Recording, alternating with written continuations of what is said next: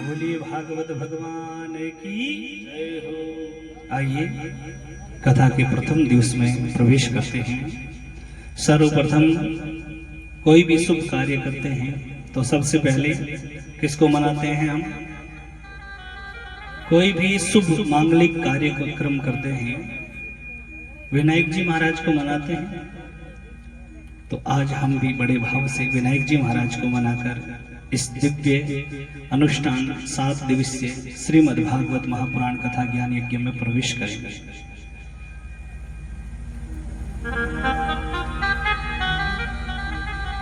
विनायक जी महाराज कौन है, इनका परिचय सब जानते हैं। ये भगवान भोलेनाथ और मां पार्वती के पुत्र हैं। और भगवान गणेश जी महाराज सच कहूं तो कौन है? ये कोई और नहीं, परम पिता परमेश्वर भगवान श्री कृष्ण ही गणेश है। संक्षिप्त में भगवान गणेश जी महाराज की कथा से हम प्रारंभ करेंगे भागवत कथा। तो सर्वप्रथम हुआ क्या, भगवान भोलेनाथ का जो प्रमुख स्थान है कैलाश धाम, तो वहां पर भगवान भोलेनाथ और मां पार्वती विराजमान थे। मां पार्वती ने एक दिन भगवान भोलेनाथ से प्रसन्न किया कि प्रभु मुझे पुत्र चाहिए, उसके लिए मैं एक व्रत करूंगी, उस व्रत की विधि बताइए मुझे। तो भगवान भोलेनाथ ने सनकादि ऋषियों को बुलाया और सनकादि ऋषियों ने आकर के कहा कि प्रभु अगर पुत्र की प्राप्ति चाहिए तो जो व्रत है उस व्रत की विधि मैं बताता हूं। तो सनकादि ऋषियों ने कहा कि हे मां पार्वती, ये व्रत बड़ा ही सरल और सुगम है। इस व्रत की विधि ये है कि इस व्रत में भोजन की जगह एक समय दूध और जो हवन में लगने वाला पदार्थ जो साकुल्य है वो खाकर किया जाता है। कम से कम एक साल लगता है इसमें। और हर रोज ब्राह्मण को भोजन करा के और दक्षिणा में एक सोने की गिन्नी माने सोने की एक मोहर दक्षिणा में देनी पड़ेगी। मां पार्वती ने कहा हाँ मैं कर लूंगी। और मां पार्वती ने विधि विधान के अनुसार व्रत करना प्रारंभ किया। और सनकादि ऋषियों ने कहा कि जब 1 साल पूर्ण हो जाए तो 365 ब्राह्मणों को भोजन करा के दक्षिणा में सोने की गिन्नी देनी है। तो जैसे ही पार्वती के पिता हिमाचल राजा को ये बात पता चली तो उन्होंने आकर भगवान भोलेनाथ के सामने हाथ जोड़कर कहा प्रभु कि पुत्री कोई उद्यापन करे या व्रत करे तो उसमें पिता का भाग होता है। और कहा कि भोलेनाथ, अगर आपकी अगर सहमति हो, अनुमति हो, तो इस व्रत में जो लगने वाला खर्चा है, जो दक्षिणा है, वो सब मैं करूंगा। हिमाचल तो राजा है, उनके पास तो कोई चीज की कमी नहीं है। भगवान भोलेनाथ ने कहा कि जैसी आपकी इच्छा। हिमाचल राजा ने व्रत की विधि के अनुसार जो भी वस्तु चाहिए थी वो सब उपस्थित कर दी। मां पार्वती ने व्रत करना प्रारंभ किया और रोज ब्राह्मण को भोजन कराती और दक्षिणा में सोने की मोहर देती। जब 1 साल पूरा हो गया तो मां पार्वती ने सारे ब्राह्मणों को बुलाया और भोजन करवाया और दक्षिणा में सोने की गिन्नी दी। और सब कार्यक्रम संपन्न होने के बाद में मां पार्वती और भोलेनाथ दोनों आपस में चर्चा कर रहे थे। जैसे हमारे घर में कोई शुभ काम हो और काम हो जाने के बाद में आराम से बैठकर बात करते हैं कि भाई सब बढ़िया हो गया। जिस दिन पहला समय था, जिस दिन व्रत प्रारंभ किए, उस दिन डर था। वैसे ही हमारे घर में कोई विवाह कार्यक्रम होते हैं तो हमें जब पहला दिन होता है वैसे मन में शंका रहती है कि कैसे होगा, कैसे नहीं होगा। लेकिन जब हो जाता है तब आनंद की अनुभूति होती है। वैसे ही मां पार्वती ने भोलेनाथ से कहा, प्रभु कितने अच्छे से हो गया है सब, कोई हमारे यहाँ ब्राह्मण कोई भूखा नहीं रहा। जैसे ही बातें कर रहे थे उसी समय एक बुजुर्ग ब्राह्मण आया भगवान भोलेनाथ के द्वार पर और कहा, मैया भिक्षा दीजिए, मैं भूखा हूँ। पार्वती और भोलेनाथ आए और आकर कहा, ब्राह्मण देवता, हमारे इधर तो सारे ब्राह्मणों ने भोजन किया, फिर आप कैसे भूखे रह गए? बोले, मैं भूखा हूँ, आप मुझे इतना खिलाइए कि मेरा पेट मोटा हो जाए। मैं कई सालों से भूखा हूँ। मां पार्वती और भोलेनाथ भोजन लाने के लिए गए, तब तक वो बुजुर्ग ब्राह्मण थे वो अंतर ध्यान हो गए। वापिस आकर देखा आगे कोई ब्राह्मण नहीं है। मां पार्वती रोने लग गई, देखो मैंने व्रत किए हैं 1 साल तक और ब्राह्मणों को भोजन कराया, लेकिन एक ब्राह्मण भूखा रह गया और वो भी चला गया। मैं तब तक लेकर आई, तब तक रुका नहीं, मेरा ये व्रत पूर्ण नहीं हुआ, सफल नहीं हुआ। तभी आकाशवाणी हुई और आकाशवाणी के माध्यम से भगवान श्री कृष्ण ने कहा कि मां पार्वती, वो वृद्ध ब्राह्मण कोई और नहीं, वो वृद्ध ब्राह्मण मैं ही कृष्ण। और पार्वती, आपका ये जो व्रत था ये सफल हो गया और मैं ही तुम्हारे घर में गणेश के रूप में पुत्र बनकर आऊंगा। और यही गजानन जी आज भगवान भोलेनाथ के पुत्र बनकर आए। तो हमारे बीच में भगवान भोलेनाथ के पुत्र श्री विनायक जी महाराज और रिद्धि सिद्धि झांकी सहित भगवान भोलेनाथ को मनाते हुए बड़े भाव से, मेरे लाडले गणेश प्यारे प्यारे,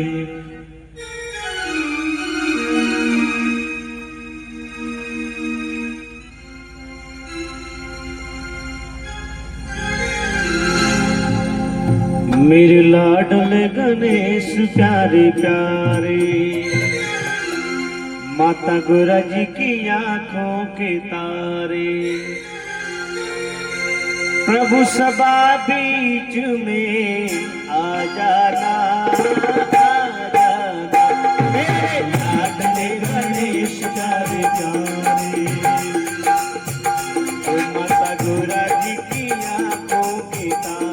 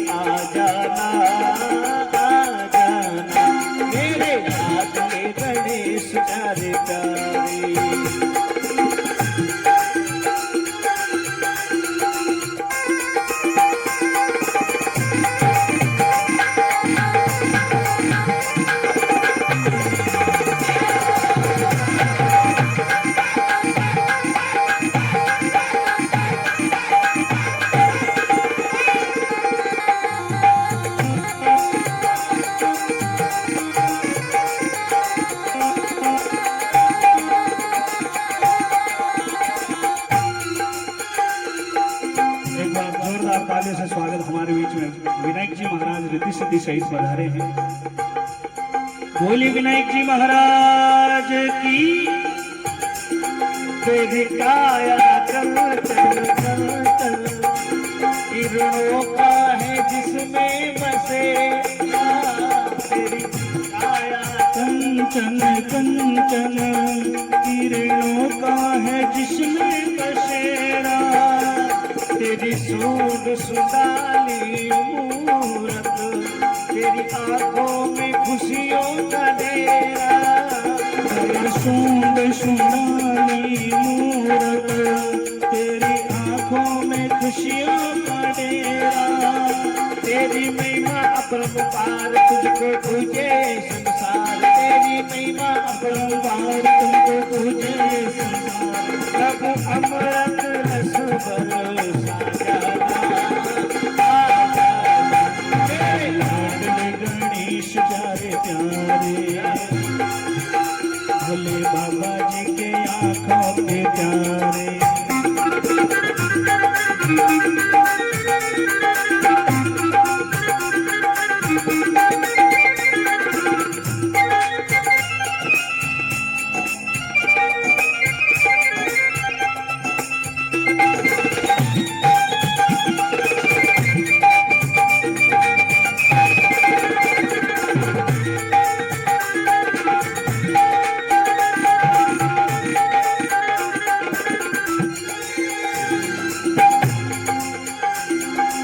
भजन तुम्हारे गाए, सबसे पहले हम तुमको मनाए, प्रभु भजन तुम्हारे गाए, देवा सबसे पहले तुम मनाए, धूप दीपों की ज्योति जलाए, मन मंदिर में झांकी सजाए, धूप दीपों की ज्योति जलाए, मंदिर में झांकी सजाए, ओ मेरे भोले भगवान के तो भक्ति का दान, मेरे भोले भगवान के तो भक्ति का दान, प्रभु मिया पार लगा जाना, आ जाना, मेरे लाडले गणेश प्यारे प्यारे, ओ माता गोरा जी की आंखों के तारे।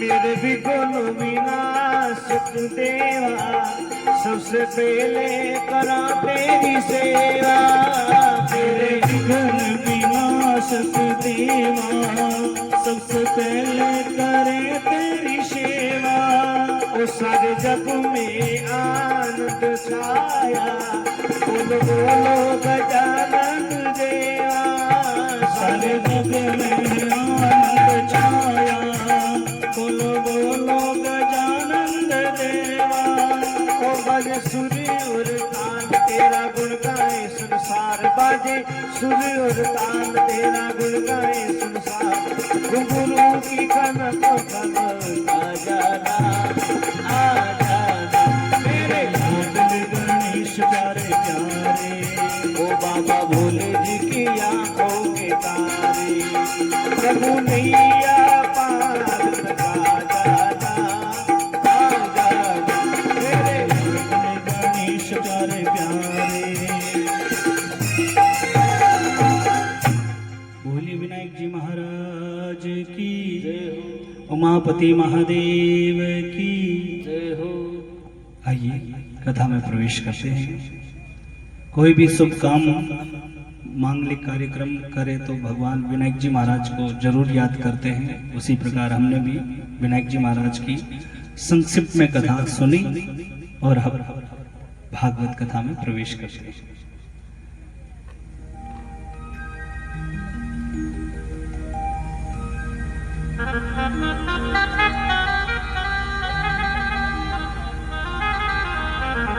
धर्मनगरी नोखा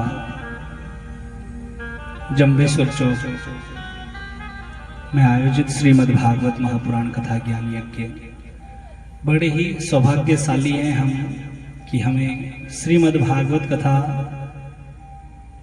सुनने का अवसर मिला, क्योंकि ये कथा कोई साधारण कथा नहीं है, ये कथा कोई पोथी नहीं है, ये कथा कोई पुस्तक नहीं है। ये कथा,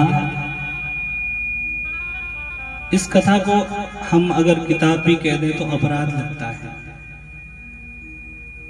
इस कथा को किताब पुस्तक कहना अपराध है, क्योंकि ये साक्षात स्वयं कृष्ण है। ये साक्षात भगवान श्री कृष्ण है।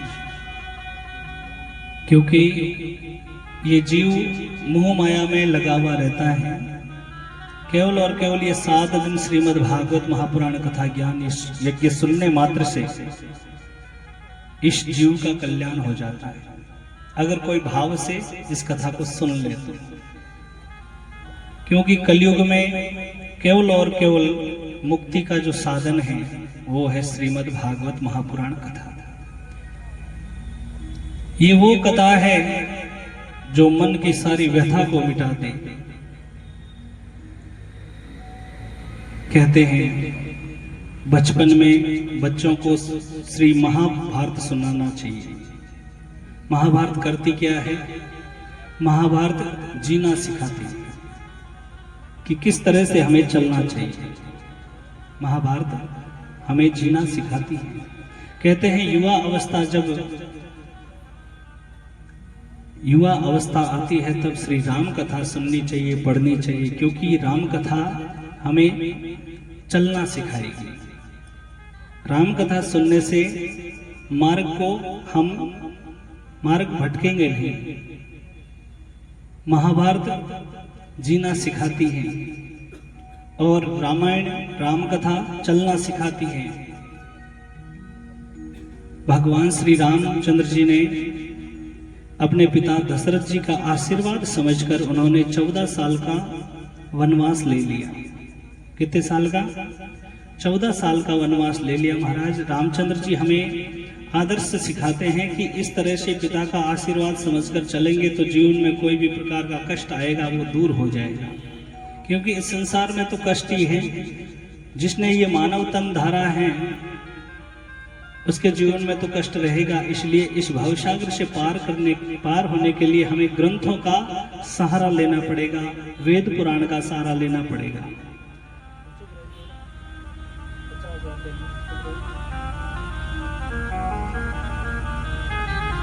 महाभारत जीना सिखाती है और राम कथा चलना सिखाती है।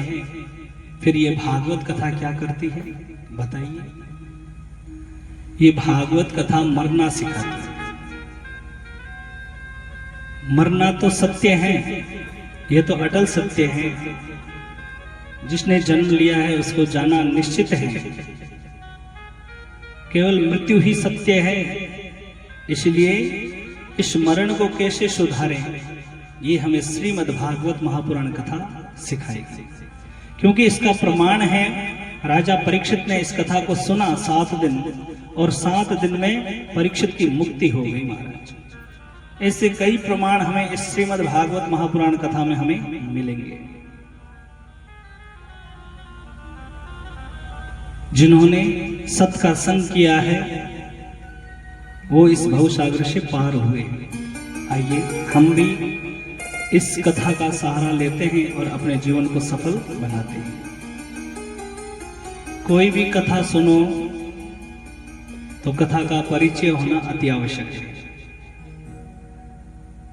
है कि नहीं? कोई भी व्यक्ति अगर मिल जाए और उससे हम अगर कुछ वार्ता करें तो सबसे पहले हमें उनके बारे में पता होना चाहिए।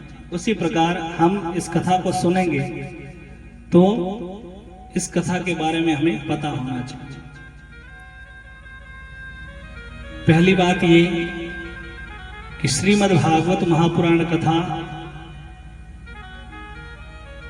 इसमें केवल और केवल सत्य का अनुसरण किया गया है और भगवान श्री कृष्ण को नमस्कार किया गया है। तो सर्वप्रथम भागवत जी की महिमा महात्म्य बताएंगे। तो पहला श्लोक वेदव्यास जी ने बड़ा ही सुंदर वर्णन किया है।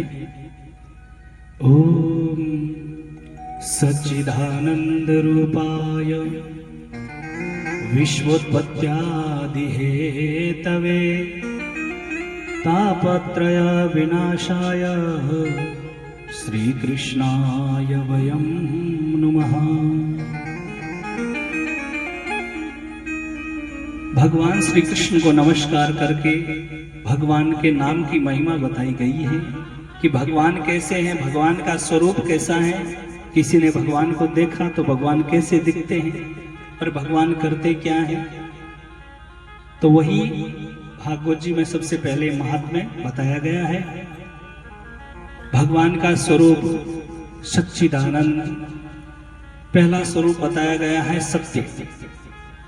एक ही शब्द में तीन नाम है सच्चिदानंद में। पहला शब्द है वो है सत्य। सत्य किसे कहते हैं? जो कभी बदलता ना हो, जो कभी बदलता ना हो उसे सत्य कहते हैं। झूठ हमेशा बदल जाता है। जैसे महात्माओं ने दो वस्तु झूठी बताई और दो वस्तु सत्य बताई। झूठी वस्तु कौन सी है? दो वस्तु। पहली वस्तु है शरीर। यह शरीर झूठा है। क्यों? क्योंकि ये बदलता है। जब जन्म लेते हैं तब एकदम छोटा और धीरे धीरे इसकी आकृति कब बढ़ जाती है ये हमें पता नहीं चलती है, और कब ये सारा छोड़ देता है, ये साथ छोड़ देता है शरीर। इसलिए इसको असत्य बताया है। आकृति तो बढ़ती है लेकिन भावनाएं भी बदल जाती है। जब छोटा बच्चा होता है तब उसके सामने दो वस्तु रख दी जाए। पहली वस्तु एक छोटा सा खिलौना और दूसरी वस्तु नोटों की गड्डी। छोटे बच्चे के सामने नोट रख दो और खिलौना रख दो, दोनों में से क्या उठाएगा? खिलौना। क्योंकि उसे पैसों का जो पता नहीं है। जब वही बालक बड़ा हो जाए, कमाने लग जाए, तो उसके सामने दोनों वस्तु रख दी जाए तो क्या उठाएगा? अब खिलौना नहीं उठाएगा। अब क्या उठाएगा? नोट। थे का ही उठा वाला? बताओ। थारे सामने खिलौना रख देवे, एक 50,000 की गड्डी रख देवे सामने। भावना बदल गई, आकृति बदल गई। और वही बालक जब बूढ़ा हो जाए, वृद्ध हो जाए, तो वो दोनों वस्तु उसके काम नहीं आएगी। क्योंकि शरीर उस समय साथ देना बंद कर देता है। और क्या साथ? उसको क्या चाहिए फिर? लाठी का सहारा चाहिए। और धीरे धीरे ये शरीर भी साथ छोड़ देता है कि भाई अब बस। तो ये असत्य है, ये झूठा है। और दूसरी वस्तु झूठी कौन सी है? संसार। ये संसार भी झूठा बताया गया है क्योंकि ये संसार भी बदलता है। जहां पर आज ये कथा हो रही है, यहां पर आज तो ये जगह खाली है, लेकिन एक दिन हवेली बन ही जाएगी। और कैसी बनेगी ये पता नहीं है। और एक बार बनने के बाद में पता नहीं वो कितनी ऊंची जाएगी, उसकी आकृति बदलती रहेगी, अलग अलग डिजाइनें आएंगी। पहले झोपड़े थे, धीरे धीरे मकान बनने लगे, धीरे धीरे हवेलियां बनने लगी। तो ये संसार भी बदलता है, शरीर भी बदलता है और शरीर की भावनाएं भी बदलती है। जो बदलता है वो सत्य नहीं हो सकता, वो असत्य है, वो झूठा है। और संसार भी बदलता है। संसार की परिभाषा क्या है? संसार माने जो अपने आप सरकता जाए उसे संसार कहते हैं। ये दो वस्तु तो हो गई झूठी, और दो वस्तु सत्य कौन सी है? पहली तो है हर जीव के अंदर जो आत्मा विराजमान है वो सत्य है, क्योंकि वो एक सी अवस्था में रहती है। वो ना कभी जन्म लेती, ना कभी मरती, ना वो आकृति में कभी छोटी होती, ना कभी बड़ी होती। वो सत्य स्वरूप है। और दूसरी वस्तु सत्य कौन सी है? परमात्मा, जो अटल सत्य है, जो कभी ना बदले, जो इस संसार के पहले भी था और इस संसार के बाद भी रहेगा। तो दोनों वस्तु सत्य बताई गई। इसलिए सत्य स्वरूप भगवान का है। भगवान कैसे दिखते हैं? जो सत्य है वही परमात्मा है। दूसरा शब्द आया है चित। चित माने प्रकाश। प्रकाश का सहारा लेना पड़ता है। प्रकाश माने ये संसार का प्रकाश नहीं। जैसे हम कोई पुस्तक पढ़ते हैं, कोई किताब पढ़ते हैं या कोई वस्तु को देखते हैं तो हमें प्रकाश की आवश्यकता पड़ती कि नहीं? लेकिन संसारी प्रकाश नहीं, जो हृदय के अंदर, जो चित्त के अंदर जो ज्ञान का प्रकाश है, वही तो परमात्मा का स्वरूप बताया गया है। तीसरा शब्द बताया है आनंद। आनंद शब्द आते ही पता चलता है कि जो सुख है वही आनंद है, जो संसार का सुख है वही आनंद है, ऐसा हम समझते हैं। लेकिन संसार का सुख कुछ क्षणों के लिए मिलता है और कुछ क्षणों के बाद में भाग जाता है, दुख आ जाता है। और उस सुख में जो आनंद मिलता है वो आनंद नहीं। आनंद वही जो भगवान के भजनों में लग जाए और फिर उसमें जो मस्ती आती है, जो आनंद आता है, वही आनंद है। आनंद भगवान का स्वरूप क्यों है? क्योंकि आनंद ही स्वयं परमात्मा है। जैसे हम भागवत कथा में भगवान श्री कृष्ण का जन्मोत्सव मनाते हैं तो उसमें आनंद शब्द आता है। कौन सा? नंद के घर आनंद भयो। हमने ऐसा नहीं कहा नंद के घर बालक भयो। क्या कहा? नंद के आनंद भयो, जय कृष्ण कन्हैया लाल की। क्या कहा? आनंद। यहां पर आनंद शब्द आया है। आनंद माने स्वयं ठाकुर आए हैं वही आनंद है। कोई भी वस्तु है उसका विलोम शब्द होता है। दिन का रात होता है, विलोम माने उल्टा। दिन का रात होता है, सुख का दुख होता है, लेकिन आनंद का कोई उल्टा शब्द नहीं होता। इसलिए आनंद स्वरूप भगवान का है। तो भगवान के स्वरूप कैसे हैं? जो सत्य स्वरूप है वो भगवान का स्वरूप है, चित्त है वो भी भगवान का स्वरूप है, और आनंद स्वरूप है वो भी भगवान का स्वरूप है। तो कहते हैं भगवान क्या करते हैं? भगवान का स्वरूप है माना, लेकिन भगवान करते क्या है? तो कहते हैं विश्वोत्पत्त्यादि हेतवे, कि भगवान विश्व की उत्पत्ति करते हैं, भरण पोषण करते हैं और इसी संसार का संहार कर देते हैं। और क्या क्या करते हैं? बोले तापत्राय विनाशाय। ये भगवान 3 प्रकार के दुखों का नाश करते हैं। 3 प्रकार के दुख कौन से? वात, पित्त और कफ। कहिए महाराज, साधारण भाषा में समझाइए। कोई तन दुखी, कोई मन दुखी, कोई धन बिन रहत उदास, थोड़े थोड़े सब दुखी तो सुखी राम रादास। बोले 3 प्रकार के दुख हैं। पहला दुख आध्यात्मिक, आदि दैहिक और आदि भौतिक। पहला दुख तन का दुख कौन सा? कि वे महाराज बुढ़ापो आवे जन गोडा घना दुख है प्रभु, वो भी एक प्रकार रो दुख है। ये तन से दुखी हो गए महाराज। और ये भागवत कथा करती क्या है? इस कथा में अगर कोई भाव से अगर अपनी मनोकामना लेकर आ जाए तो 7वें दिन ही इसका फल मिल जाता है। लेकिन भाव से सुनना पड़ता है। यूं नहीं महाराज कथा में आया और कथा में आप थोड़ा लारे बैठ, 1-2 जना बैठ रहे आमने सामने, आपकी हथाई चालू कर दे।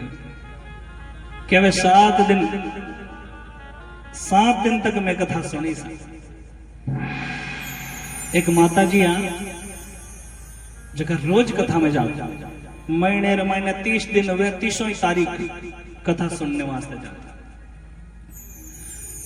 एक डोकरी ही महाराज, वह डोकरी कदी कथा में नहीं जाती, कदी सत्संग में नहीं जाती, कदी भजन करने नहीं जाती। लेकिन एक दिन महाराज वे माता जी आ जका रोज कथा में जाता ना, जका भी डोकरी ने साथे लिए। बोलो माता जी, अरे घर बैठा बैठा करो कहीं, एक दिन कथा में तो चालो।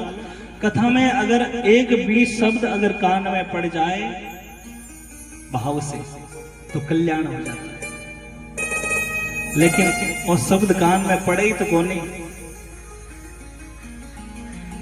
अब हुयो कहीं महाराज, माता जी भी बूढ़ी डोगरी ने लार कथा में बिठा दी।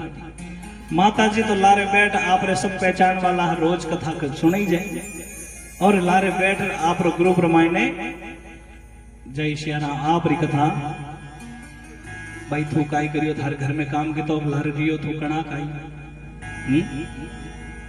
बिलावड़ो कर लियो, झाड़ू मसोता करिया कि नहीं करिया, रोटी वाटी बना रहा है कि नहीं, आज कथा चले 3 घंटा 4 घंटा। लेकिन वे बूढ़िया माता जी आज का आगे आ बैठे और महाराज बड़े भावशु कथा ने सुनी। और माता जी का ही काम बहुत ज्यादा करता घर में, निरोगा हा हष्ट पुष्ट हा। एक दिन महाराज हुयो कहीं वे माता जी जगह आगे बैठ आर कथा सुनता ना, वे आप रे कथा पूरी होने बाद में एक दिन ही कथा सुनने वास्ते आया, और एक दिन ही सुन पाछा कथा में नहीं आया। वे खींचड़ो कूटे खींचड़ो कूटे हा। और पतिदेव बूढ़िया माता जी रा पतिदेव हा जगह कहो, सुनो जल्दी झाड़ी ले रहा हूं, जल रो लोटो भर ले रहा हूं। तो बूढ़िया माता जी उठिया, वो जो खींचड़ो कूटने वालों मूसड़ो नहीं, वो महाराज हवा में ठहर गया, क्योंकि सती थी और महाराज कथा का ज्ञान शब्द लग गया, और वो मूसल था वो हवा में ठहर गया, और वो जल की झाड़ी लाने के लिए गई। उसी समय वही माता जी उनके घर में आते हैं जो उनको कथा में लेकर गए। वे माता जी आया महाराज, और आर देखियो तो वो मूसल अदर खड़ो, अदर खड़ो तो या मन में विचार करियो आ कई शक्ति है भाई। बूढ़िया माता जी जल ला और आप पतिदेव ने जल पिलाई और पतिदेव रा चरण दाबे। अब महाराज वे माता जी पूछियो भाई ओ मूसल अदर क्या पड़ियो है? बोले अदर इन वास्ते पड़ियो है कि पतिदेव की सेवा करानी जने और सब हुए, नहीं तो संभव नहीं है। अब महाराज माता जी मन में हो जो आ डोगरी एक दिन कथा में गई और कथा रमाई महाराज की पतिदेव की सेवा करनी, और आप पतिदेव की सेवा करे, और उन पतिदेव की सेवा रो ही फल है, क्योंकि वो सती सावित्री ही। और महाराज उन सत्रो प्रभाव हो कि वो मूसल अदर में हवा में ठहरी। माता जी मन में विचार करियो आपा तो रोजीना कथा सुनने जावा, एड़ा मूसल तो आप 10 एक ठहरा दे हवा में। माता जी गया घरे, और घरे जार खींचड़ो कूटे, और आपरे पति ने कहो रोज तो काम जाओ, काम माते जाओ, लेकिन आज ते अट बिस्तर कर सो जाओ। पति देव कहो काम माते जानो पड़ी भाई, यो बिस्तर माते सुया गया बार पड़ी। तो बोले नहीं, पति देव कहो ठीक है रोज काम मात जाओ, यहाँ आज छुट्टी कर ला। अब महाराज पति देव बिस्तर कर सोता, और वह भी खींचड़ो तैयार करियो, मूसल लेर खींचड़ो कूटने पहला पतिदेव ने कियो, पतिदेव थे मनियो गया कि थे लोटो ले रहा हूं नकल। अब महाराज वाक्य जो करियो खींचड़ो कूटियो, पतिदेव थक्योड़ा महाराज नींद आई। वह खींचड़ा कूटता कूटता 2 घंटा हो गया, खींचड़े रो आटो बना दियो, पर पतिदेव हेलो नहीं करियो। पतिदेव हेलो नहीं करियो जन पतिदेव ने जगाया भाई कई बात हेलो करियो, हेलो करियो जन पतिदेव जाग्या भाई, तो मन हुणायो, लेकिन मन तो नींद आई। बोले अब तो पाड़ो, अब जाग गया। जन कहो जन लोटा लावण वास्ते जावे, लेकिन वो मूसल ठहरे नहीं महाराज, वे मूसलियों थोड़ी ठहरे। शब्द और सत्ता में सत्य है, वे माता जी एक दिन कथा में गया और कल्याण हो गयो महाराज। और ए माता जी रोज कथा में जावता, लेकिन तो कथा को हम सुनेंगे, इसका मतलब ये है कि कथा को सुनना है तो भाव से सुनना है।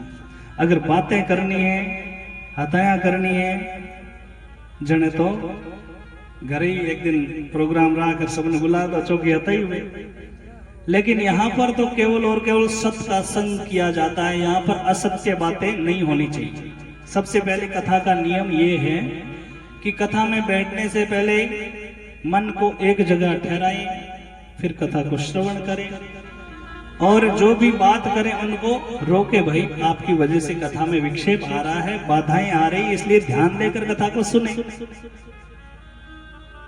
अब महाराज कथा के कुछ नियम है, मैं आपको बता देता हूं, ज्यादा नहीं बताऊंगा। एक दो भी अगर मन से कर लिया ना तो ये कथा सफल हो जाएगी हमारी सुननी। ये जो हम समय निकाल रहे हैं भगवान के कथा में, तो एक दो नियम भी अगर हम कर लेंगे तो हमारा कल्याण हो जाएगा।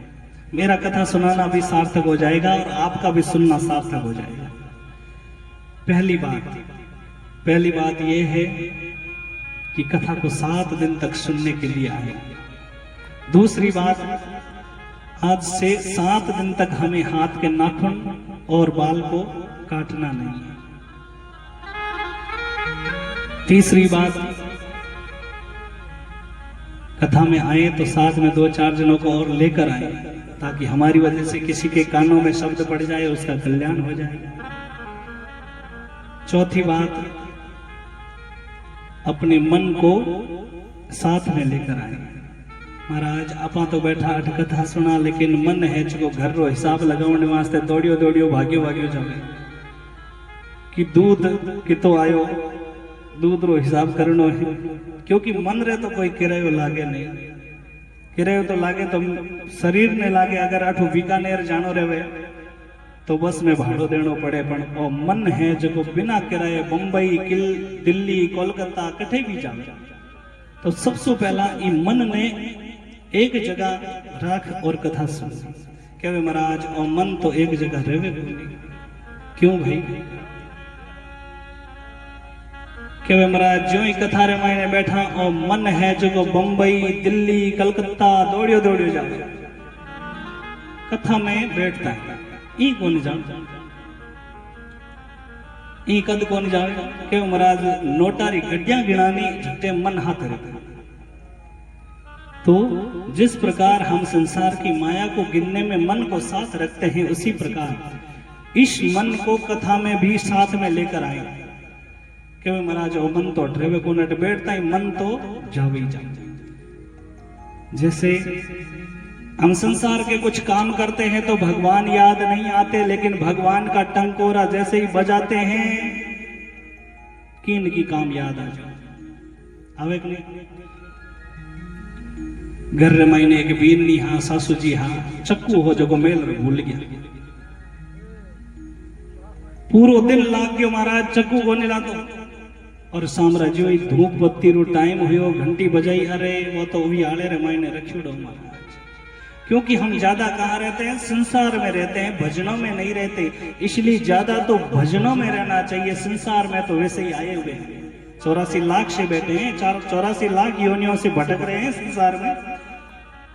चौपगे पशु बने, पता नहीं क्या क्या बनकर हम यहाँ तक आए हैं। और भगवान ने भी बड़ी कृपा की है, करुणा की है, दया की है कि ये मेरा अंश है, इसलिए मैं इसको मनुष्य योनि देता हूँ जिससे ये कल्याण को प्राप्त हो जाए। लेकिन हम तो आते हैं 84 लाख की में योनियों में जाने की तैयारी करते हैं। बड़े दुर्भाग्य की बात है, ये मानव तन हमें मिला है और लोग इसको माया में लगाकर 84 लाख योनियों में जाने की तैयारी कर रहे हैं।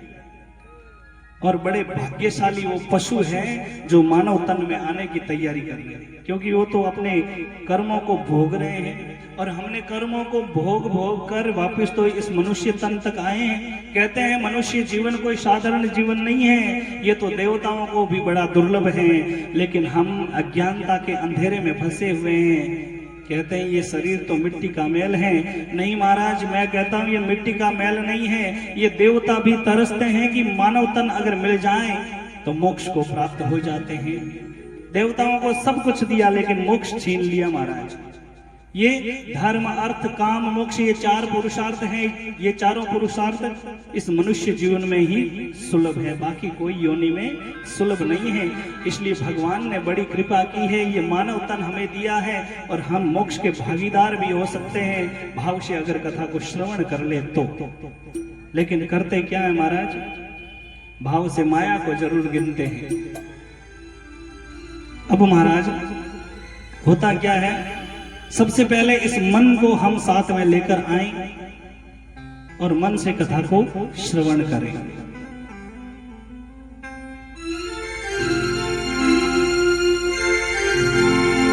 मनुष्य जन्म अनमोल रे, मिट्टी में न रोल रे।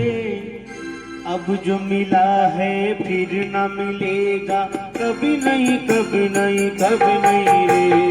अब जो मिला है फिर न मिलेगा, कभी नहीं कभी नहीं कभी नहीं रे। मनुष्य जन्म अनमोल रे, मिट्टी में न रोल रे। मनुष्य जन्म अनमोल रे, मिट्टी में न रोल रे। अब जो मिला है फिर न मिलेगा, कभी नहीं कभी नहीं कभी नहीं रे। अब जो मिला है फिर न मिलेगा, कभी नहीं कभी नहीं कभी नहीं रे।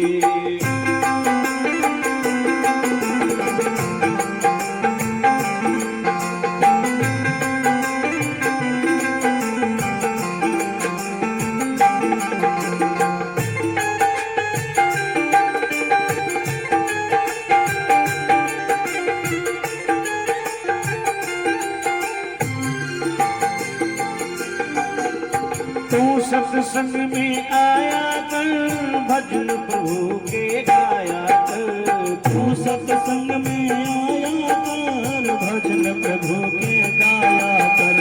तू सत्संग में आया कर, भजन प्रभु के गाया कर। तू सत्संग में आया कर, भजन प्रभु के गाया कर।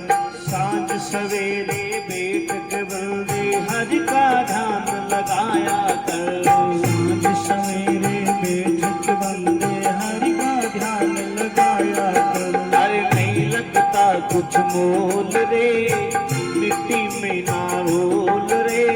नहीं लगता कुछ मोल रे, मिट्टी में ना रोल रे।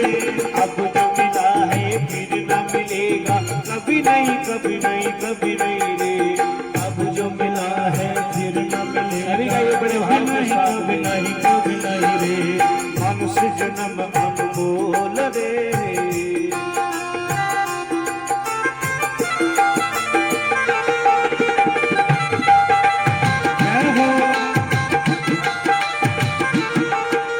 श्री राधे।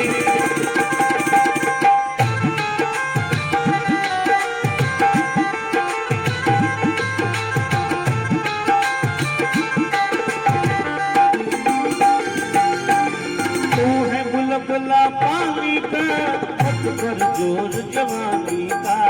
तू है बुलबुला पानी का, मत कर जोर जवानी का। तू है बुलबुला पानी का, मत कर जोर जवानी का। तू है बुलबुला पानी का, मत कर जोर जवानी का। समझ समझ के कदम रखो, पता नहीं जिंदगानी का। संभल संभल के कदम रखो भाई, पता नहीं जिंदगानी का। अरे सब सुनीता बोल रे, मिट्टी में ना रोल रे। सब सुनीता बोल रे, मिट्टी में ना रोल रे। अब जो मिला है फिर न मिलेगा, कभी नहीं कभी नहीं कभी नहीं रे। अब जो मिला है फिर न मिलेगा, कभी नहीं कभी नहीं कभी नहीं रे।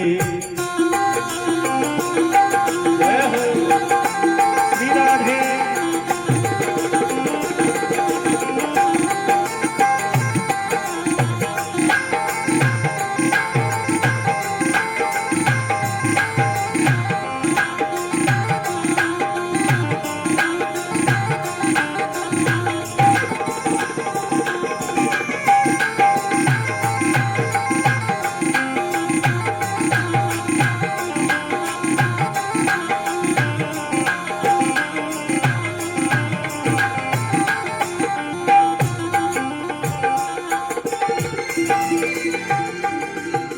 मतलब का संसार है, इसका क्या एतवार है। मतलब का संसार है, इसका क्या रविवार है। ओ मतलब का संसार है, इसका क्या एतवार है। मतलब का संसार है, इसका क्या एतबार है। संभल संभल के कदम रखो, फूल नहीं अंगार है। संभल संभल के कदम रखो भाई, फूल नहीं अंगार है। ओ मन की आंखें खोल रे, मिट्टी में ना रोल रे। मन की आंखें खोल रे, मिट्टी में ना रोल रे। अब जो मिला है फिर न मिलेगा, कभी नहीं कभी नहीं कभी नहीं रे। अब जो मिला है फिर न मिलेगा, कभी नहीं कभी नहीं कभी नहीं रे। ओ अब जो मिला है फिर न मिलेगा, कभी नहीं कभी नहीं कभी नहीं रे। अब जो मिला है फिर न मिलेगा, कभी नहीं कभी नहीं कभी नहीं रे। बोलिए भागवत भगवान की, सांवरिया सेठ की।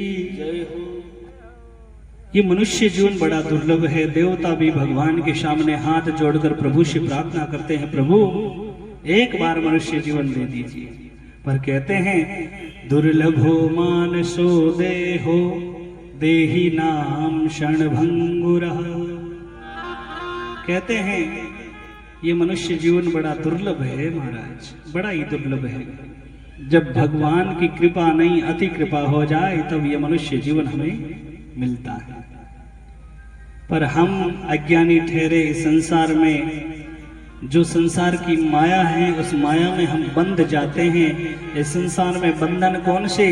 बंधन वो जो इस संसार में जन्म लेते ही माता पिता भाई सास ससुर बांधव सभी रिश्तेदार जो है, यही तो बंधन है। कहते हैं हम मुक्त हैं, हाथों में कहाँ बेड़ियां लगी हैं। अरे ये संसार में जो माया है ना, ये अदृश्य रूप से है। ये बंधन, ये रस्सी के जो बंधन है ये दिखाई नहीं देते, बंधे हुए हैं। इसी बंधन से मुक्त होना है तो केवल और केवल सत का संग करना पड़ेगा। तो कहते हैं मन भी साथ में रखेंगे तो ये कथा सार्थक होगी। इसलिए मन को भी साथ में जरूर लाएं, ध्यान देकर कथा को सुने। तो आइए भागवत जी की महिमा, भगवान का स्वरूप बताया, सत चित और आनंद। भगवान करते क्या है? विश्व की उत्पत्ति करते हैं, पालन भरण पोषण करते हैं और फिर श्रृंगार करते हैं। और क्या करते हैं? बोले 3 प्रकार के जो दुख हैं उनको दूर भगवान करते हैं। ये श्रीमद् भागवत महापुराण कथा करती है। भगवान श्री कृष्ण को नमस्कार करके इस कथा का आगे विस्तार किया गया। फिर सुखदेव जी महाराज का ध्यान किया गया। यम प्रव्रजन्तमनुपेतम अपेत कृत्यम, द्वैपायनो विरह कातर्या जुहाव, पुत्रेति तन्मयतया तरवो विनेदुस्तम सर्वभूत हृदयम मुनिमानतोऽस्मि। सुखदेव जी महाराज को यहाँ पर नमन किया गया, क्योंकि उन्होंने ही ये श्रीमद् भागवत महापुराण राजा परीक्षित को सुनाई और फिर ये कथा हम तक पहुंची है। ये कथा कैसे हम तक पहुंची है, इसकी कथा भी हम सुनेंगे। सबसे पहले भगवान कृष्ण को नमस्कार और उसके बाद में सुखदेव जी महाराज को नमस्कार और फिर उसके बाद में कथा प्रारंभ होती है। वेद व्यास जी ने बड़ा ही सुंदर वर्णन किया है कि एक बार की बात है, जो निमिषारण्य वन है, उस वन में 88,000 ऋषि इकट्ठे हुए और उन ऋषियों में एक बड़े ही तेजस्वी तपस्वी संत थे जिनका नाम था सूत जी महाराज। बोलिए सूत जी महाराज की जय हो। उन 88,000 ऋषियों में उनके बीच में सूत जी महाराज का आना हुआ। 20 वर्षीय सूत जी महाराज आए, सभी वहां पर खड़े हो गए और सूत जी महाराज को बहुत बहुत स्वागत के साथ में अभिनंदन और नमस्कार किया। सूत जी महाराज ने कहा, हे ऋषियों, आप मेरे से उम्र में बड़े हो, इसलिए मैं तो छोटा हूं, आप मुझे नमस्कार क्यों कर रहे हो? ऋषियों ने कहा, सूत जी महाराज, आप उम्र में भले ही छोटे हो, पर आप ज्ञान में गुणों की खान हो, इसलिए आपको नमस्कार वंदन करते हैं। 88,000 ऋषियों के बीच में सूत जी महाराज का आना हुआ और उन भरी सभा में 88,000 ऋषियों के बीच में सूत जी महाराज विराजमान हुए, उनको आसन प्रदान किया गया। फिर 88,000 ऋषियों ने पूछा, सूत जी महाराज, किसी की तो 1 लाख उम्र है, किसी की 10,000 साल की उम्र है। बहुत बड़े बड़े विद्वान संत महापुरुष आए हुए थे। उन्होंने कहा कि सूत जी महाराज, आप मुझे वो उपाय बताइए जिस समय इस धरती पर कलयुग आएगा तो कलयुगी मानव के पास समय नहीं रहेगा भजन करने के लिए। समय तो है लेकिन भजन के लिए नहीं रहेगा। भोजन के लिए समय निकाल सकते हैं लेकिन भजन के लिए किसी के पास समय नहीं रहेगा। अब भजन और भोजन की राशि तो एक ही है ना महाराज। कहते हैं कि राशि और हमारे कुंडली में कुछ ग्रह इधर उधर नहीं चल रहे हैं, देखिए। तो कहने का मतलब है कि भजन और भोजन की राशि एक है, लेकिन इस कलयुग में भजन की कदर घटती जा रही है और भोजन की बढ़ती जा रही है। भजन को महत्व नहीं देते, भोजन को महत्व देते हैं। सत्संग में गए, सत्संग का कभी नहीं कहते कि सत्संग बहुत बढ़िया है। अगर उसी सत्संग में अगर अच्छे अच्छे व्यंजन पकवान बना दिए जाते हैं तो जाते वक्त कहते जरूर हैं, आपने प्रसाद ही बहुत बढ़िया बनाई साहब, हैं? संत महापुरुष कहते हैं भजन और भोजन में दोनों में अंतर है। कितना अंतर है? उन्होंने कहा कि भजन में कोई मात्रा नहीं लेकिन भोजन में मात्रा है। और कितनी? एक मात्रा है। भोजन में कितनी मात्रा है? एक मात्रा। तो इसका क्या अर्थ हुआ? इसका अर्थ ये हुआ कि भोजन हमेशा एक मात्रा में करना चाहिए। लेकिन करते क्या है, कहीं पर अच्छे अच्छे व्यंजन बन जाए तो महाराज भोजन की मात्रा से 4 गुना ज्यादा हो जाता है कभी कभी।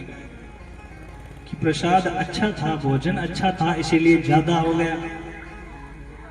तो भोजन ज्यादा भी काम का नहीं है और कम भी काम का नहीं है।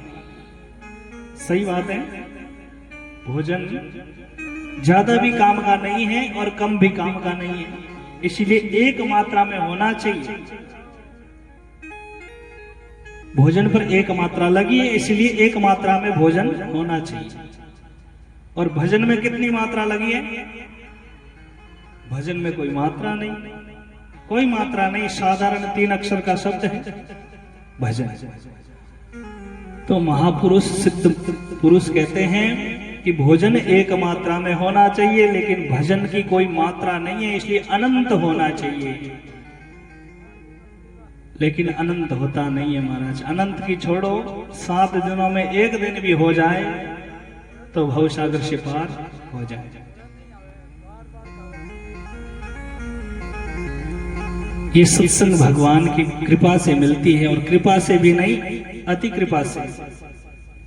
जिन पर अति कृपा भगवान की हो जाए तो सत्संग के दर्शन होते हैं महाराज।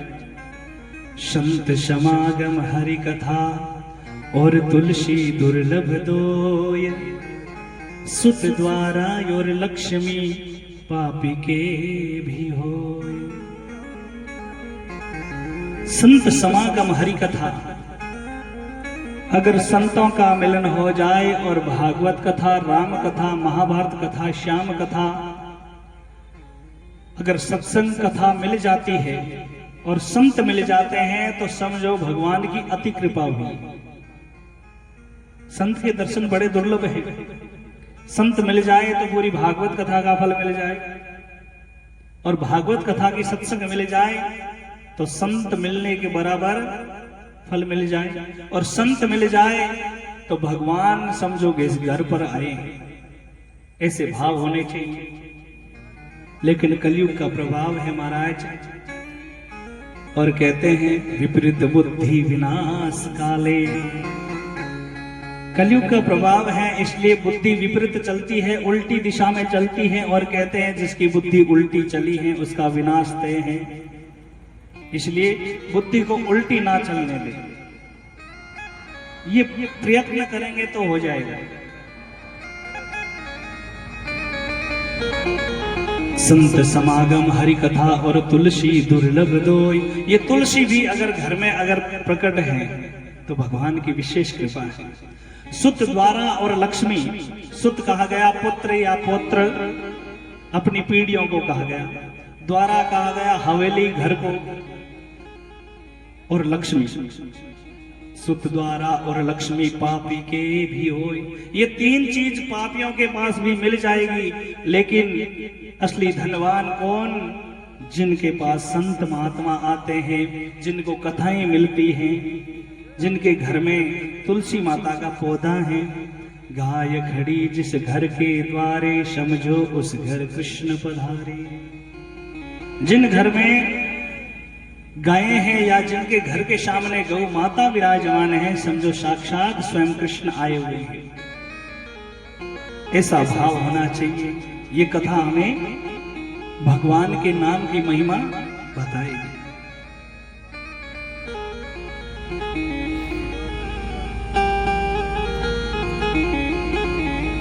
ये कथा क्या करती है? ये मरना सिखाती है। और इस कथा में हम बड़े भाव से अगर कथा को श्रवण करेंगे तो हमें इस कथा की महिमा और ये कथा हमें क्या देकर जाएगी, ये 7वें दिन पता चलेगा। और जिस दिन 7 दिन तक हम अगर कथा ध्यान लगाकर सुनेंगे तो अपने मन में शांति मिलेगी, और मन कह देगा कि 7वें दिन, पहले दिन अलग माहौल था और आज का माहौल अलग है।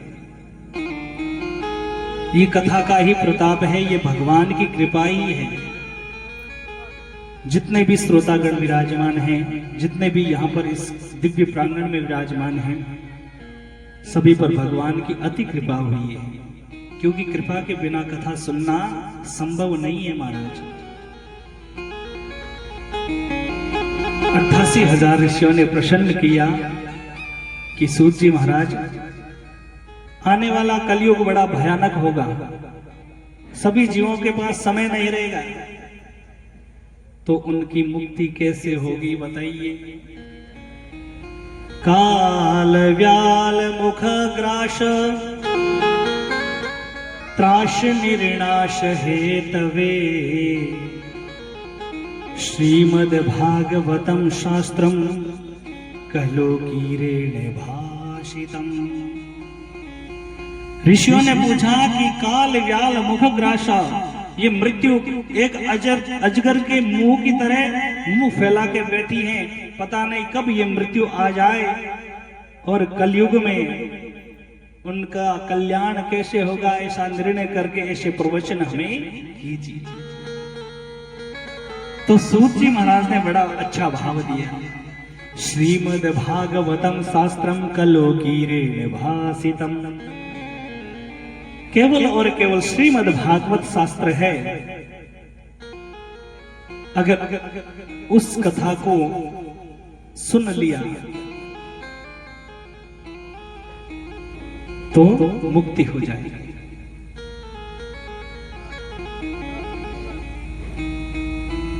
केवल और केवल 7 दिन। जीवन में कितने दिन?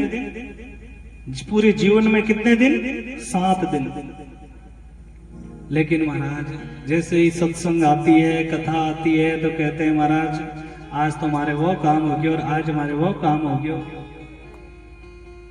जिंदगी जब तक रहेगी फुर्सत ना मिलेगी काम से।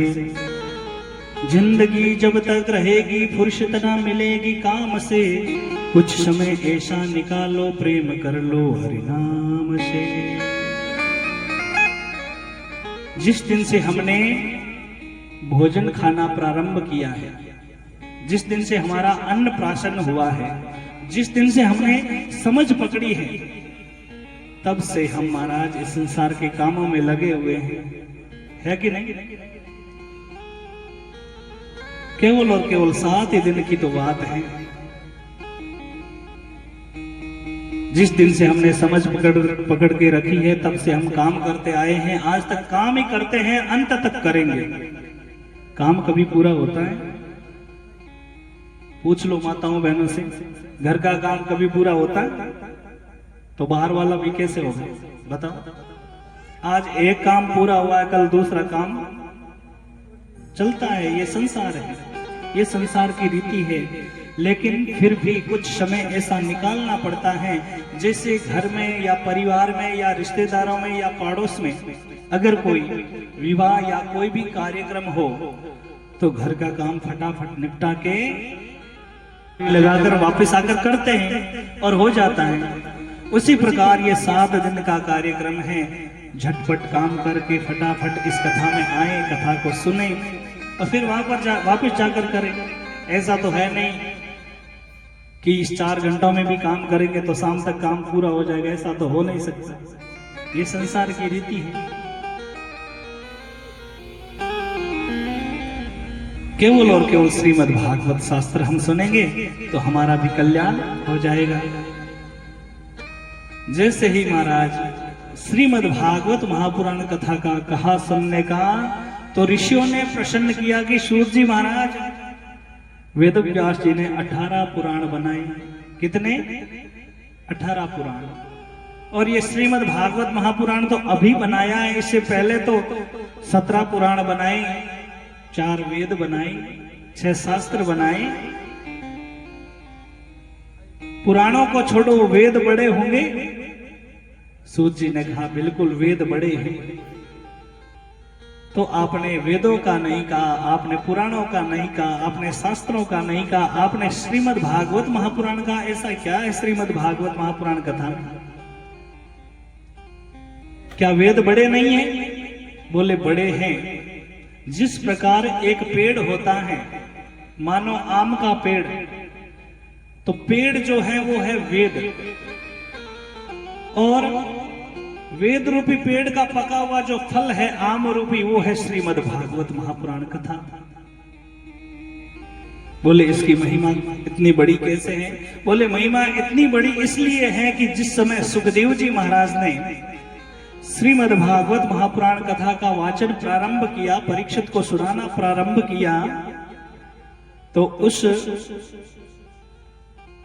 समय देवता भी अमृत का घड़ा लेकर सुखदेव जी महाराज के पास आ गए और कहा कि सुखदेव जी, ये मरण धर्मा जो परीक्षित हैं, मरण धर्मा जो परीक्षित है, जिनको 7 दिन की मृत्यु का श्राप लगा हुआ है, ये 7 दिन मरेगा, इसलिए हम परीक्षित के लिए ये अमृत लेकर आए हैं।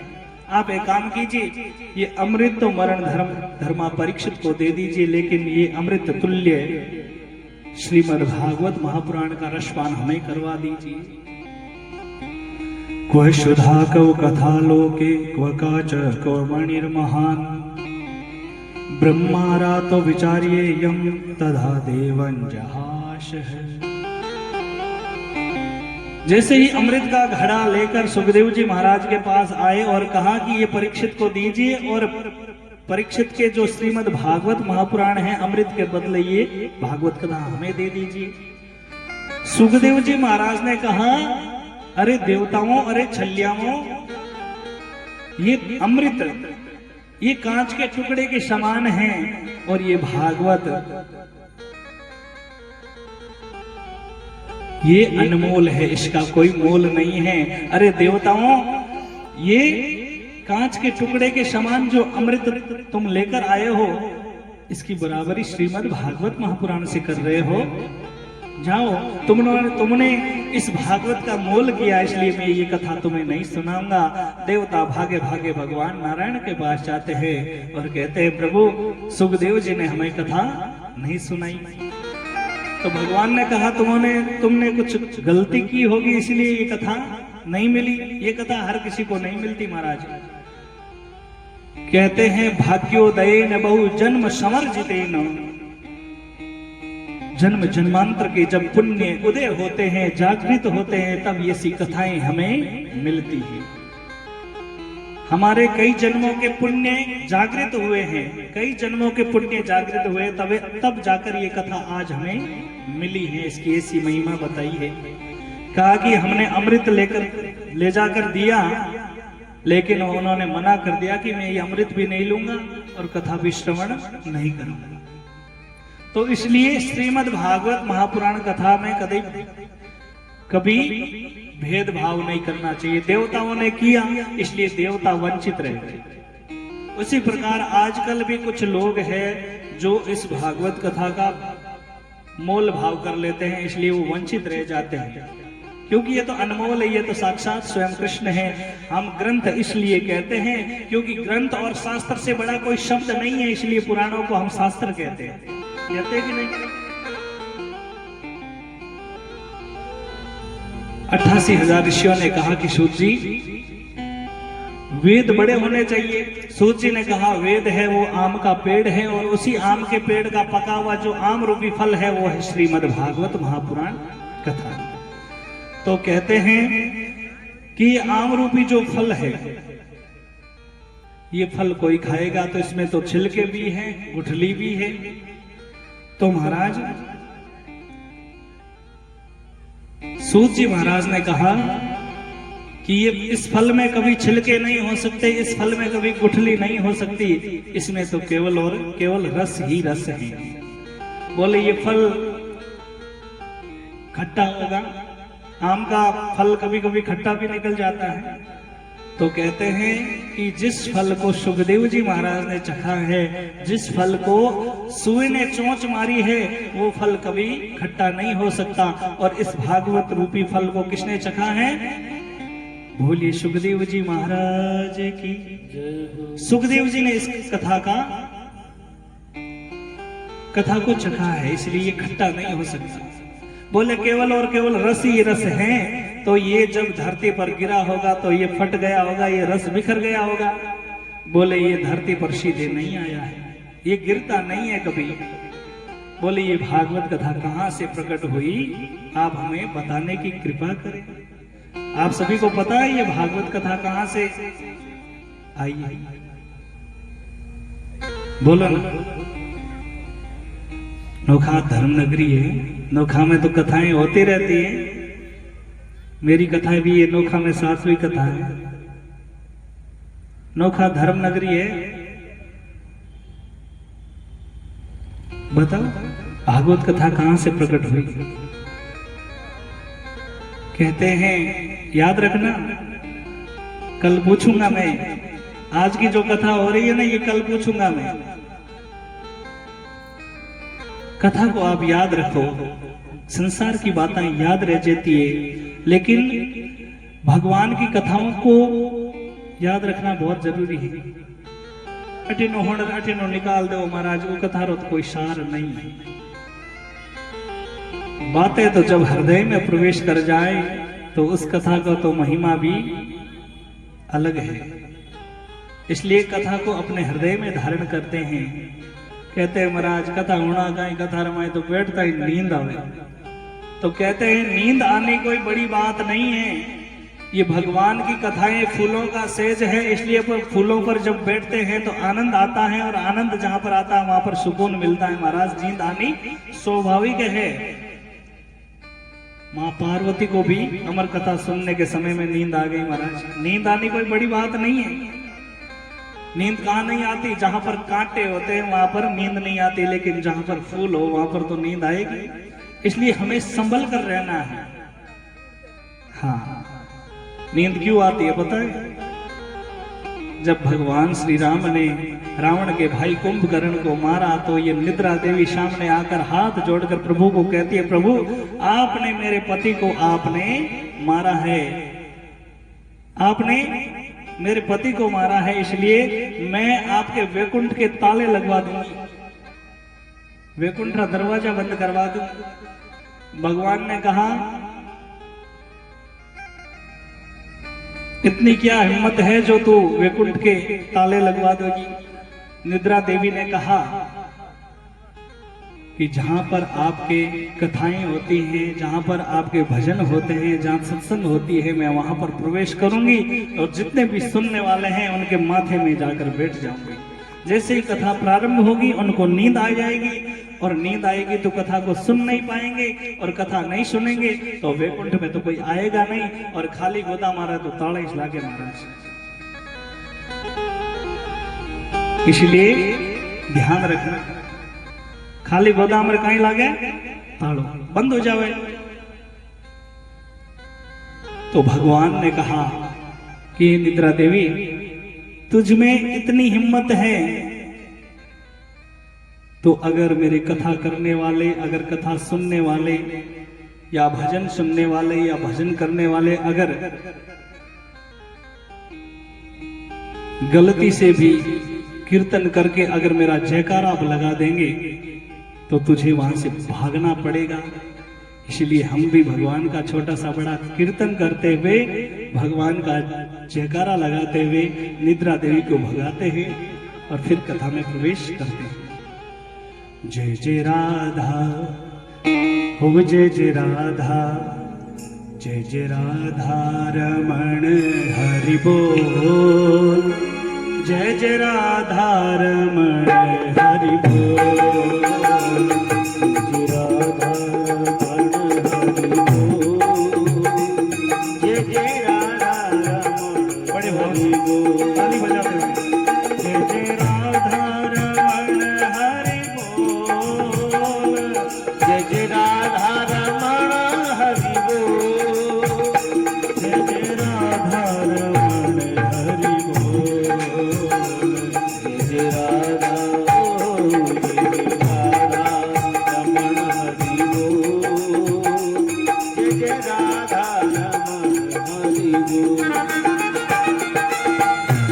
जय हो।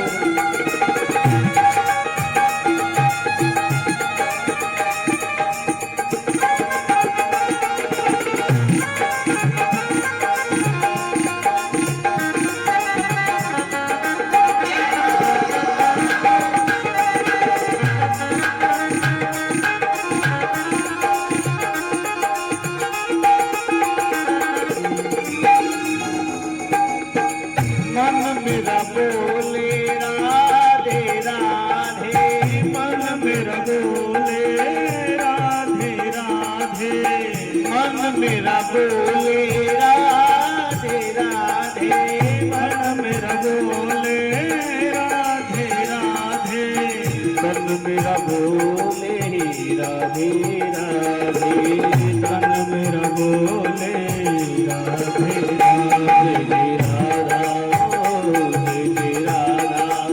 रमण हरि बोल, जय जय राधा रमण हरि बोल, जय जय राधा रमण हरि बोल, जय जय राधा रमण हरि बोल।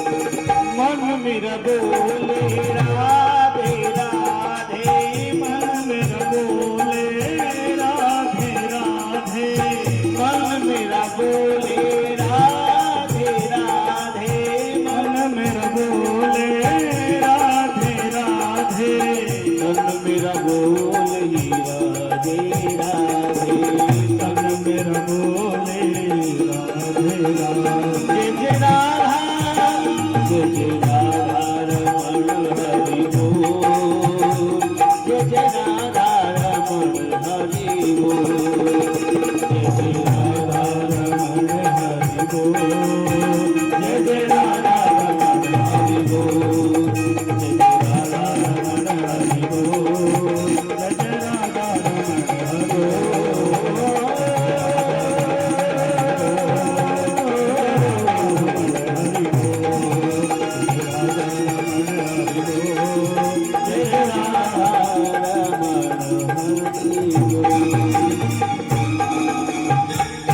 बोलिए भागवत महापुराण की जय हो। बोलिए कृष्ण कन्हैया लाल की जय हो। जयकारो होड़े जयकारो थोड़ो जोर बोलनो तणी जणी तो आ निद्रा देवी है जकी किनारे वेला नहीं तो आशीष पर मुकुट रे रूप में सवार हो जावेला और अपानी समाधि लाग जावेला। तो याद रखना है कि निद्रा देवी को प्रवेश नहीं होने देना है।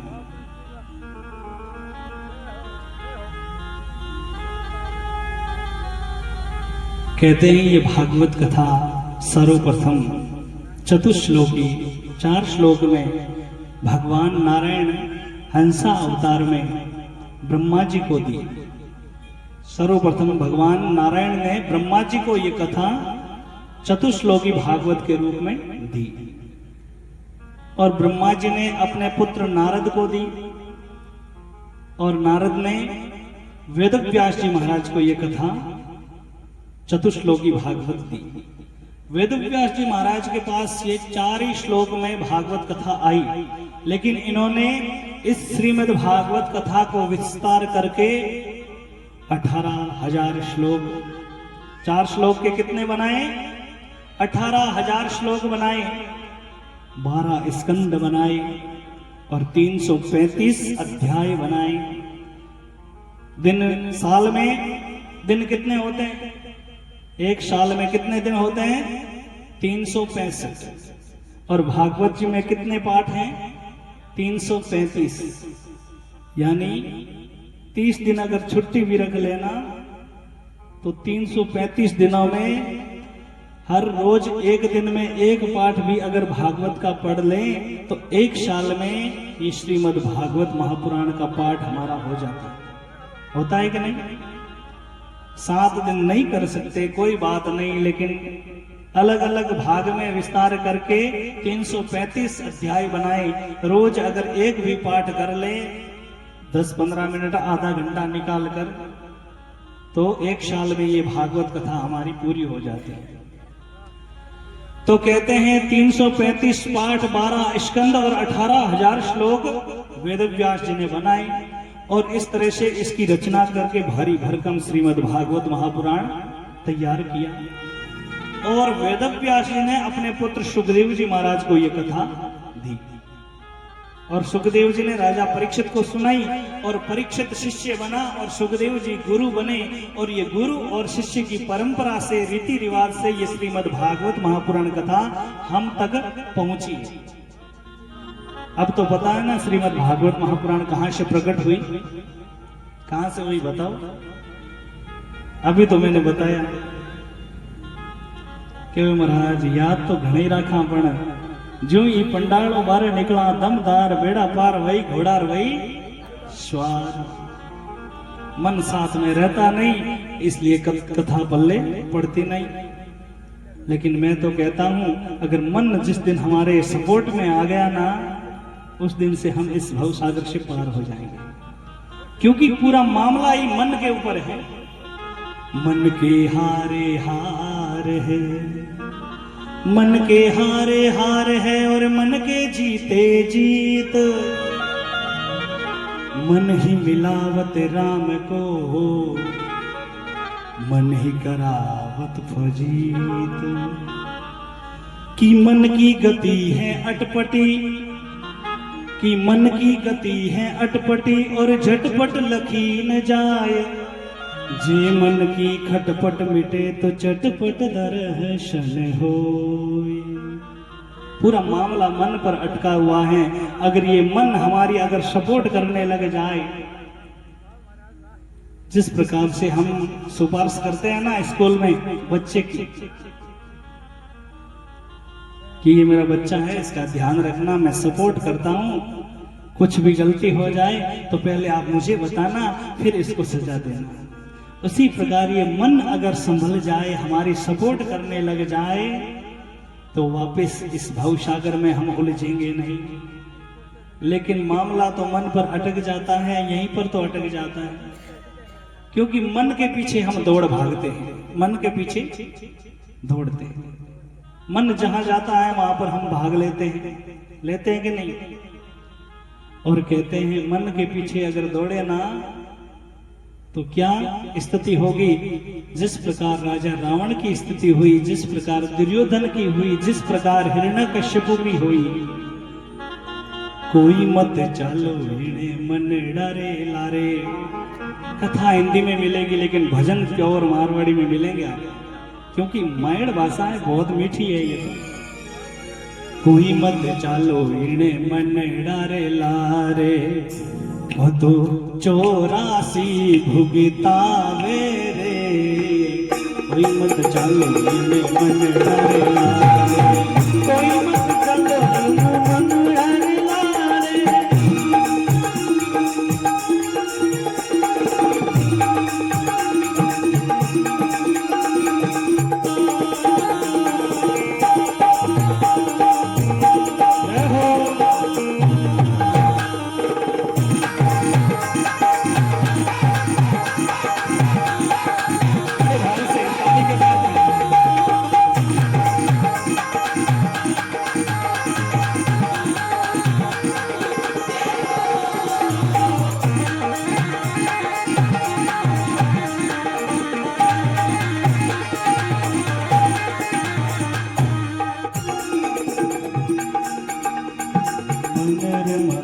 राजा रावण चालो, मंदिर मते राजा रावण चालो। सीता ने हर लायो रे, कोई सीता ने हर लायो रे। हरो धरो आवे तारा मनवा, तारा दो को आवे। कोई मत चालो इन मन डरे लारे। कोई 84 भुगतावे रे, मन हरो धरो आवे रे। 84 भुगतावे रे, हरो धरो आवे रे।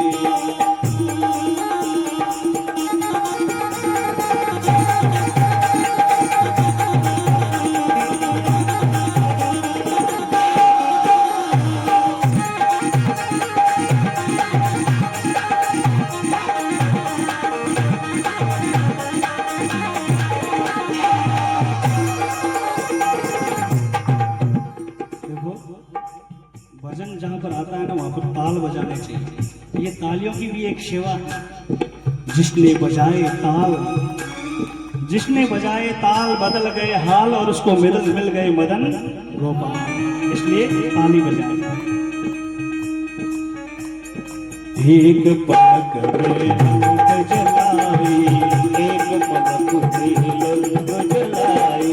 एक पलक में लंग जलाई, अरे एक पलक में लंग जलाई। राज विभीषण पायो रे कोई, अरे राज विभीषण पायो रे।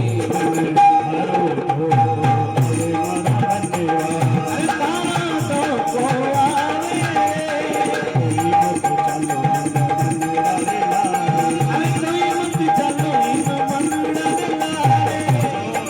84 भुगतावे रे, 84 भुगतावे रे, मन हरो भुगतावे रे।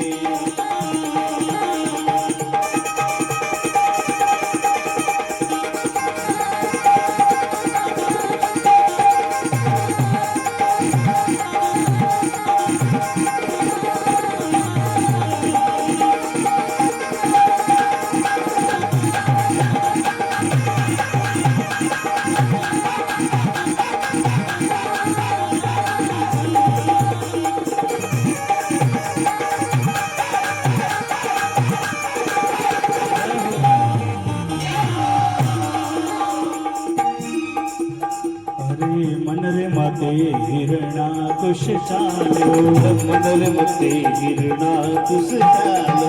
राम जीरो नाम छुड़ायो रे कोई, राम जीरो नाम छुड़ायो रे।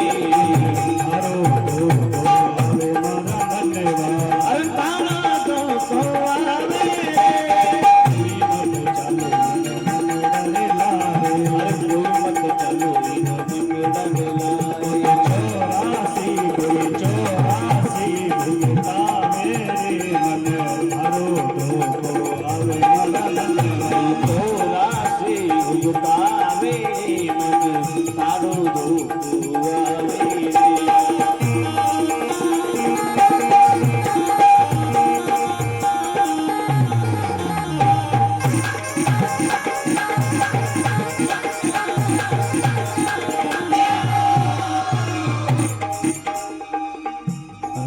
मन रे मते दुर्योधन चालो, मन रे मते दुर्योधन चालो, द्रौपदी रो चीर खिंचायो रे, द्रौपदी को चीर खिंचायो रे, मन तारो धोको आवे रे, मन तारो धोको आवे रे। भरी सभा में लजा राखी, भरी सभा में लजा राखी, भरी सभा में लजा राखी, भरी सभा में लजा राखी। द्रौपदी रो चीर बढ़ायो रे, कोई द्रौपदी रो चीर बढ़ायो रे,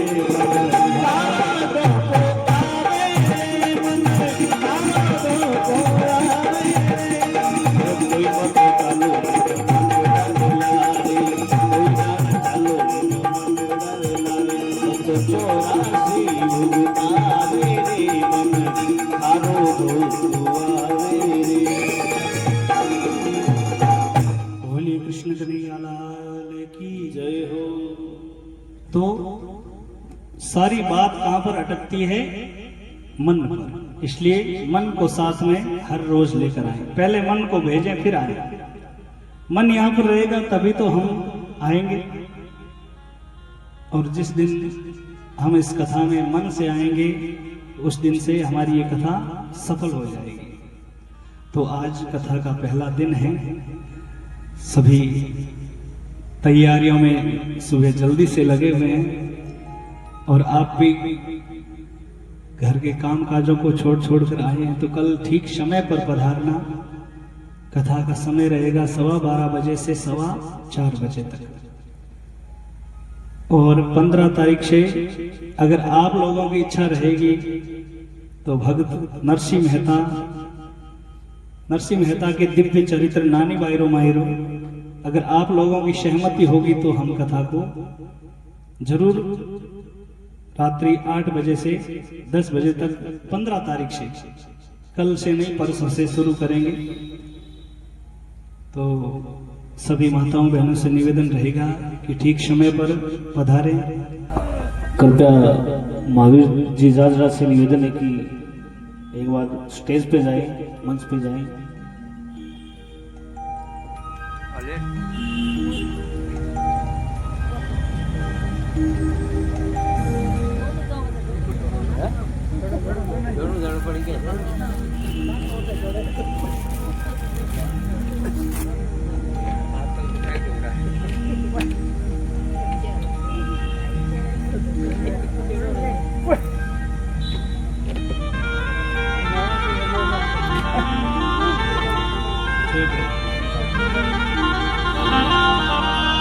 बोलिए कृष्ण कन्हैया लाल की। कर्पूर गौरम करुणावतारम संसार सारम भुजगेन्द्रहारम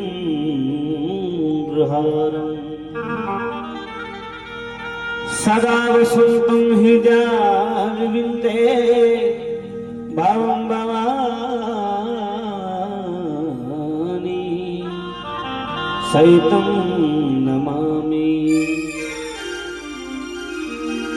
एक गिरधर तेरी आरती गाओ, नंद जी का लाला तेरे आरती गाओ, बाकी बिहारी तेरी आरती गाओ।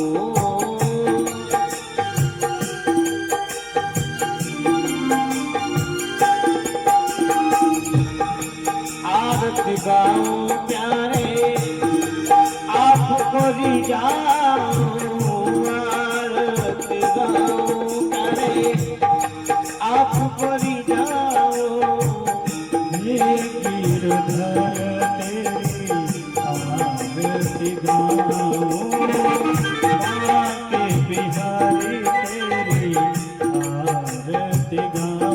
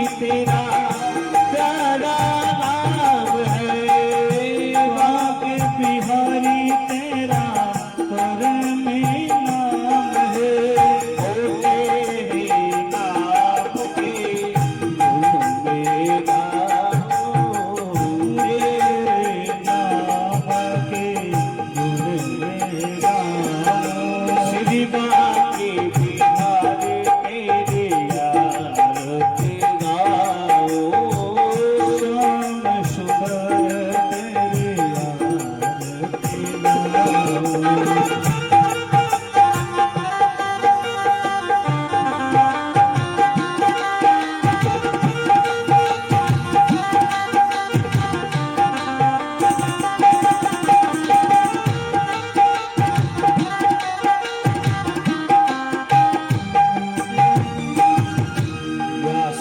दास के नाथ आप हो, दास के नाथ आप हो, सुख दुख जीवन प्यारे साथ हो, सुख दुख जीवन प्यारे साथ आप हो।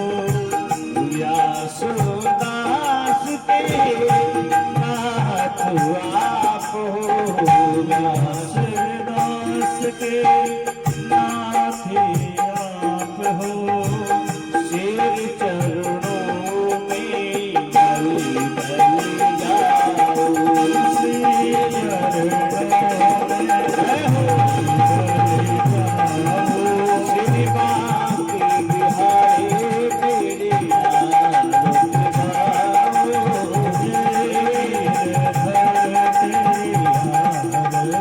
गाओ,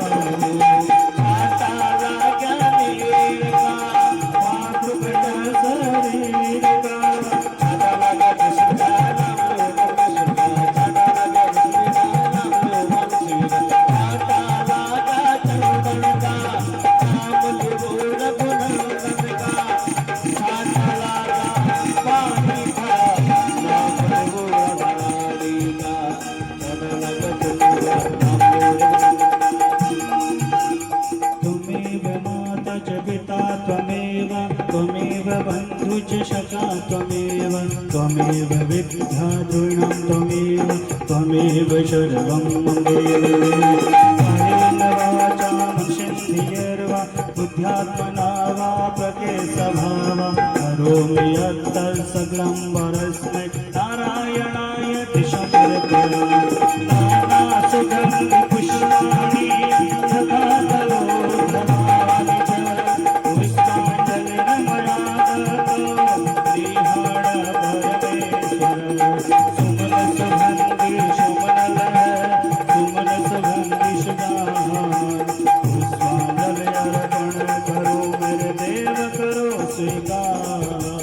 हर हर हर महादेव, हर हर हर महादेव, हर हर हर महादेव, हर हर हर महादेव।